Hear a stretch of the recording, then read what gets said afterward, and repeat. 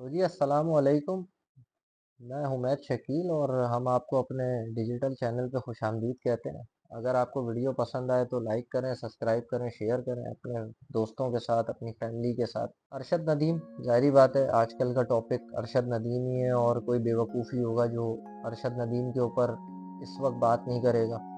कल वो मुल्क में आए गोल्ड मेडल लेके, 40 साल के बाद पाकिस्तान को जो है वो गोल्ड मेडल मिला। और उस गोल्ड मेडल को तो खैर क्या मिला, और इनामात की बारिश हुई उनके ऊपर। अब देखते हैं कब मिलते हैं वो इनामात जो के वादे किए हुए हैं। ज़ाहिर बात है हुकूमती ख़जाने से ही वादे किए हुए तो मिल ही जाएंगे, क्योंकि अपनी जेब से तो देने नहीं है। तो खैर जहाँ से भी दिए, कम से कम चलो ऐलान तो किया कि ये इनाम इनको मिला। उसके लिए तो खैर कोई भी इनाम इस वक्त कम है। आप उसको जितना भी जो है वो नवाज दें उसके लिए कम है, क्योंकि जो वो काम कर चुका है वो मेरा नहीं ख्याल कि आने वाले जिस तरफ मुल्क जा रहा है और जिस तरफ स्पोर्ट्स इस मुल्क की जा रही है, तो आने वाले वक्त में हो सकता है कि शायद ज़िंदगी में तो अब ये ना देखने को मिले। ज़िंदगी वैसी छोटी होती है, इतनी पॉल्यूशन है, इस पॉल्यूटेड जो है ना वो एनवायरनमेंट के अंदर ज़िंदगी गुजारना, भाई ये हम जैसी ही कौम जो है वो इसको बर्दाश्त कर सकती है। बड़ी मासूम कौम है, बड़ी ताकतवर कौम है जो इस तरह की गंदगी को जो है ना वो बर्दाश्त कर लेती है। तो खैर अरशद नदीम की बात करते हैं। अरशद नदीम जो है वो 40 साल के बाद जो है वो पाकिस्तान के लिए किसी गोल्ड मेडल को जीतने में कामयाब हुए, और पूरी कौम जो है वो उस दिन मैच देख रही थी। हम खुद भी मैच देख रहे थे। हमें खुद हालांकि कोई आइडिया नहीं था क्या रूल्स हैं, क्या रेगुलेशन होते हैं, क्या होते हैं, किस तरह ये मैच खेला जाता है, इसमें क्या इफ एंड बट्स होते हैं, हमें कोई आइडिया नहीं था। पहली बार मैं देख रहा था, कभी गौर से देखा ही नहीं है ओलंपिक्स को, क्योंकि जाहिर बात है पाकिस्तान की कोई ऐसी खास नुमाइंदगी होती ही नहीं है ओलंपिक्स के अंदर, और अगर होती भी है तो वो इतनी कोई पावरफुल या इतनी कोई जो है ना वो अच्छी परफॉर्मेंस रहती नहीं है जो उसको देखा जाए।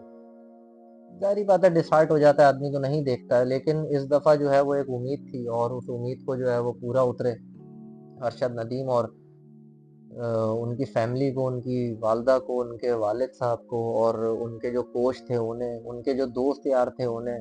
क्योंकि ज़ाहिर बात है जब हमारे हमारे यहाँ एक अलमिया है कि जब कोई आदमी आउट ऑफ द बॉक्स सोचता है ना, तो पहले तो लोग उसका मजाक उड़ाते हैं और कोशिश करते हैं कि उसको किसी तरह हम गिरा दें, उसको अचीव ही ना करने दें कि वो क्या चाह रहा है। भाई दुनिया के अंदर जो है वो लोग जो है वो अलग तरीके से सोचते हैं और वो कामयाब भी हो जाते हैं।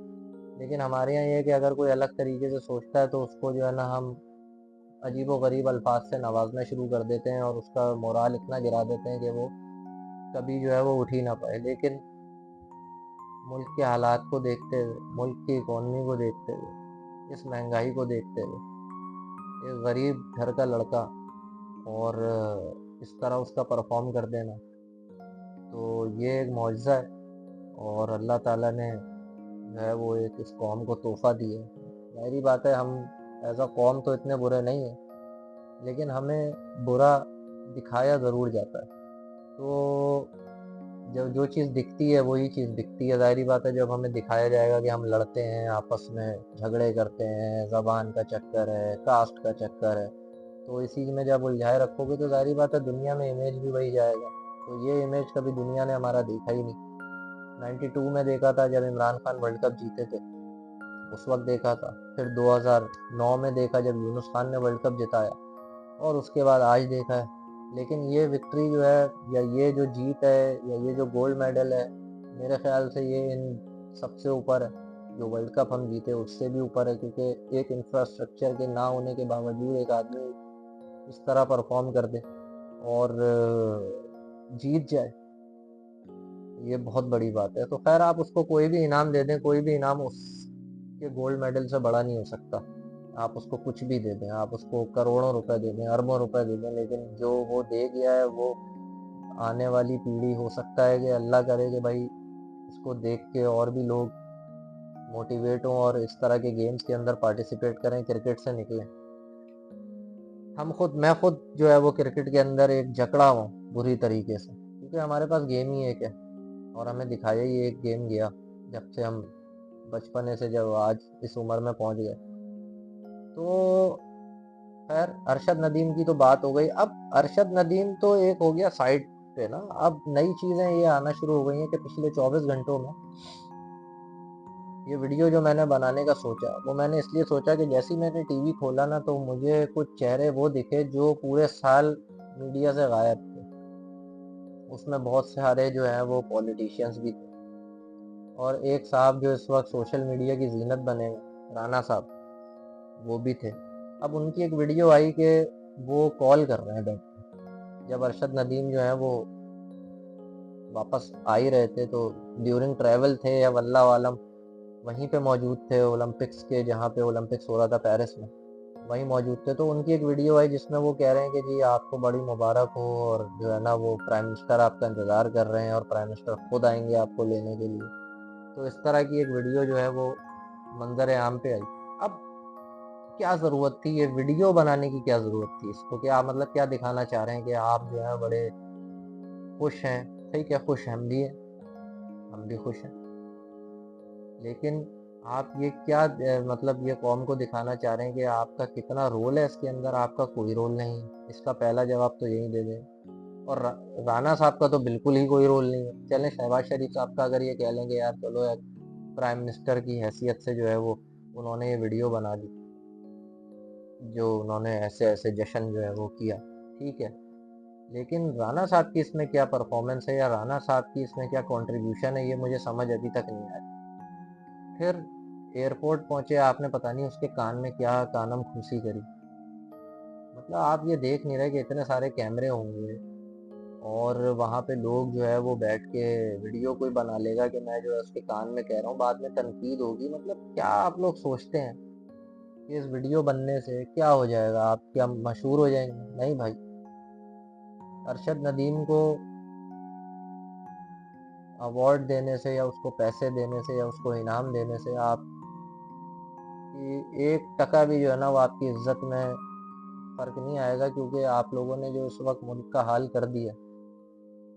तो एक गरीब आदमी का तो इस मुल्क में रहना जो है ना वो इस वक्त दुश्वार हुआ है। और ज़ाहिरी बात है, जिस मकदार में स्टूडेंट्स और जॉब के ऊपर लोग यहाँ से जा रहे हैं, तो आने वाले वक्त में हो सकता है कि इस मुल्क में स्किल शॉर्टेज हो जाए। और स्किल शॉर्ट जब हो जाएगी तो ज़ाहिरी बात है आपके पास टेक्निकल लोग नहीं होंगे, और जब टेक्निकल लोग नहीं होंगे तो आपकी प्रोडक्टिविटी नहीं होगी। तो आपको इन चीज़ों पे गौर करना चाहिए कि इस मुल्क से लोग क्यों बाहर जा रहे हैं, इस मुल्क को स्टूडेंट्स क्यों बाहर जा रहे हैं, बाहर तालीम लेने क्यों जा रहे हैं। ये एक बहुत अलार्मिंग सिचुएशन है कि इस मुल्क से जो है वो स्टूडेंट्स बाहर तालीम लेने के लिए जा रहे हैं। और ज़ाहिरी बात है, तालीम लेना एक ज़रिया है उनके पास कि वो किसी न किसी तरह इस मुल्क से बाहर चले जाएँ। तो आपको इस बात पे सोचना चाहिए कि क्या यार हमारा वो मयार नहीं है तालीम का? बिल्कुल आपका मयार नहीं है, आपकी तालीम का बिल्कुल ये मयार नहीं है। तो बहुत सारी जो है ना वो यहाँ पे यूनिवर्सिटीज़ हैं जो पैसे लेके डिग्रीज जो है वो दे देती हैं। तो मेरिट की तो ऐसी तैसी आप लोगों ने की है। फिर ज़ाहिरी बात है वो बच्चा जब यहाँ पढ़ेगा तो उसको नौकरी नहीं मिलेगी यहाँ पे, क्योंकि आपका जो पे स्केल है, पे रोल है जो प्राइवेट कंपनीज का ही है, तो वो तो पथेटिक है। तो जब और समझें कि और एहसान करते हैं ना, जैसे किसी को नौकरी अगर दे दी है तो वो एहसान हो गया उसके ऊपर। तो ज़ाहिरी बात है जो अब आने वाले लोग हैं वो आपसे यही सवाल करेंगे कि भाई बिजली का बिल क्यों ज़्यादा है, गैस का बिल क्यों ज़्यादा है, और महंगाई क्यों हो रही है, तनख्वाह हमारी इतनी कम क्यों है। तो ये इन सवालों के आपके पास जवाब होने चाहिए, ना कि जो है ना वो आप जा के तस्वीरें खिंचवाएं। हर जगह तस्वीर, अभी जो डबल डेकर जिसके ऊपर जो है वो अरशद नदीम अपने घर की तरफ रवाना हुए, या एयरपोर्ट से जो निकले थे, और लोग जो वहाँ पे जमा थे, खैर पाकिस्तानियों ने भरपूर इस्तकबाल किया। और भी बड़ा हो सकता था अगर जो है वो सिक्योरिटी कंसर्न्स ना होते तो। और अगर कोई टाइमिंग ऐसी होती कि दिन में आते अरशद नदीम, रात के 1 बजे आपने उनकी फ़्लाइट रखी, तो एक टोटल केओस आपने जो है ना वो क्रिएट किया, और जिस तरह का जश्न होना चाहिए था उस तरह का नहीं हुआ। लेकिन फिर भी चले, बहुत बड़ा हुआ।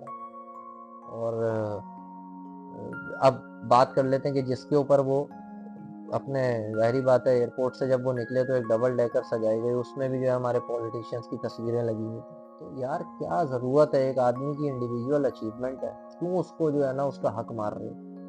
क्यों उसकी मेहनत के अंदर जो है ना वो अपना हिस्सा ढूंढ रहे हैं आप लोग?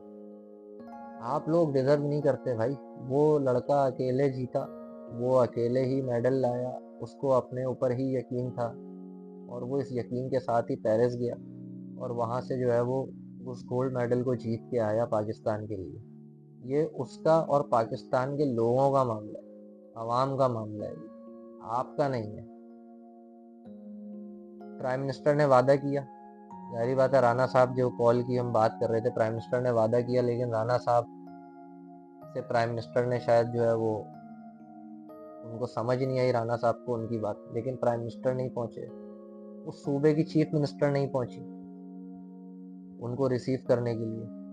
और लेकिन जब आप ये देखा जाए कि जब इनके खानदान के लोग बाहर से आ रहे थे, जब ये पिछली गवर्नमेंट गुजरी है, और जब जिला वतन हुए हुए थे बहुत सारे लोग, तो जब उनके खानदान के लोग जब यहाँ पे आ रहे थे, तो सब एयरपोर्ट गए थे, सब लेने गए थे, जैसे पता नहीं कौन सा जो है ना वो कारनामा अंजाम दे के बाहर से आ रहे हैं। तो लेकिन एक ऐसा बंदा जो, जिसने आपको दुनिया में रिप्रेजेंट किया, जो इस साल का सबसे बड़ा जो है ना वो आप कह लें कि पाकिस्तान के अंदर अगर कोई पॉजिटिव चीज़ हुई है, तो इस साल क्या मतलब इस 40 सालों में अगर कोई पॉजिटिव चीज़ हुई है पाकिस्तान के अंदर, तो वो ये थी।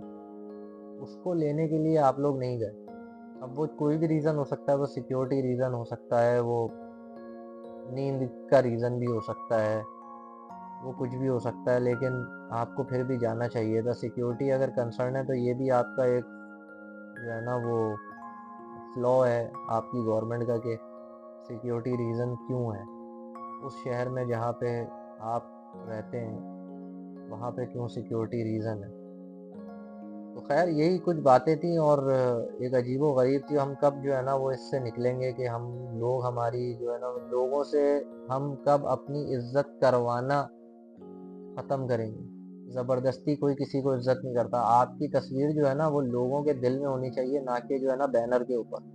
आप ऐसे काम करें कि लोग आपको अपने दिल में आप जगह दें, अपने दिल में आपकी तस्वीर लगाएं। लेकिन आप लोग भाई बैनर के ऊपर तस्वीर लगाना, कोई लीडर नहीं बना आज तक बैनर पे तस्वीर लगाने से, कोई भी नहीं बना। मुजस्मे खड़े करने से कोई लीडर नहीं बना। लोग 1 मिनट में मुजस्मा गिरा देते हैं। आप अभी देख ही चुके हैं बांग्लादेश में क्या हुआ है। तो इन सब चीज़ों से कुछ नहीं होता। बड़े बड़े मुजस्मे बनते हैं, बड़े बड़े मुजस्मे गिर जाते हैं, बड़े बड़े लोग आते हैं और गुजर जाते हैं। तो आप इस चीज़ के ऊपर फोकस करें कि किस तरह जो है ना वो हमने आने वाले वक्त में पाकिस्तान को खुशहाल करना है। सही है, आया वो एग्रीकल्चर में करना है, आया वो इंडस्ट्री में करना है, आया वो एजुकेशन में करना है। किस तरह हमने इस मुल्क को जो है ना वो बचाना है गड्ढे में गिरने से। क्योंकि जिस मिकदार में लोग यहाँ से जा रहे हैं, और बददिल हो गए हैं लोग, ज़ाहिर बात है अपने मुल्क से तो खैर कोई बददिल नहीं होता, लेकिन हालात से बददिल हो गए और हालात से भाग रहे हैं। बजाय इसके कि कोई सॉल्यूशन निकले, लोग अब इस हालात से भाग रहे हैं, और ये एक बड़ी जो है ना वो अलार्मिंग पोजीशन है पाकिस्तान के लिए, कि नौजवान इस मुल्क से कम होता जा रहा है।